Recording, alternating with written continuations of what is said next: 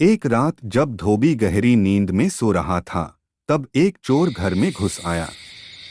घर के बाहर बंधा गधा जाग रहा था। उसने चोर को घर में घुसते हुए देख लिया, लेकिन घर की रखवाली के लिए रखा गए कुत्ते डॉग को चोर की भनक नहीं लगी। वह बेसुध होकर सो रहा था।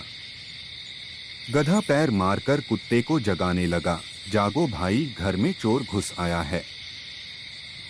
कुत्ता की नींद टूट गई तो वह चिड़चिड़ाकर बोला, इससे मुझे क्या, मेरी नींद खराब मत कर। और वह दूसरी तरफ मुंह करके सो गया। कुत्ते की दो टूक बात सुनकर गधा हैरान रह गया। वह डांटते हुए बोला, तुम्हारा काम घर की रखवाली करना है और तुम सो रहे हो। तुम्हें इसी समय भौंककर मालिक को जगाना चाहिए और चोर को भी भगाना चाहिए। गधे की डांट का कुत्ते पर कोई असर नहीं हुआ। वह तुनक कर बोला, अब तू मुझे मेरा काम सिखाएगा। मैं अपना काम जानता हूं, तू अपने काम से मतलब रख।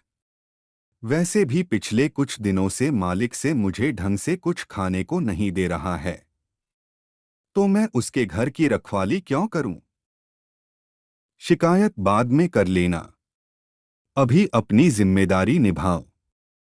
तुरंत उठो और जाकर मालिक को जगाओ, नहीं तो चोर चोरी करके भाग जाएगा। गधे के फिर से कुत्ते को समझाने का प्रयास किया, तो उसे भागने दो, मुझे भूखा रखने का मालिक को भी तो कुछ सबक मिलना चाहिए। यह कहकर कुत्ता फिर से सो गया।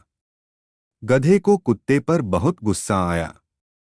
उसे समझ आ गया था कि स्वार्थी और लापरवाह कुत्ते को जगाने का कोई लाभ नहीं। उसने सोचा कि उसे खुद ही शोर मचाकर मालिक को जगा देना चाहिए और वह जोर जोर से रेंकने लगा। गधे के रेंकने की आवाज जब चोर के कानों में पड़ी तो वह एक अंधेरे कोने में छुप गया।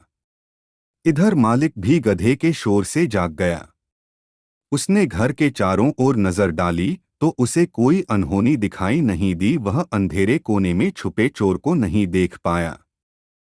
आधी रात में उसकी नींद खराब करने की वजह से मालिक को गधे पर बहुत गुस्सा आया। वह घर के बाहर गया और एक लकड़ी लेकर गधे की धुनाई करने लगा। इधर चोर अवसर पाकर वहां से भाग गया। कुत्ता मजे से सोता रहा और गधा मार खाकर बेदम हो गया। उसे समझ में आ गया कि अपना काम छोड़कर दूसरे के काम में टांग अड़ाने का क्या नतीजा होता है। इस कहानी से हमें यह शिक्षा मिलती है कि हमें किसी के काम में टांग नहीं अड़ानी चाहिए। अपने काम से काम रखो।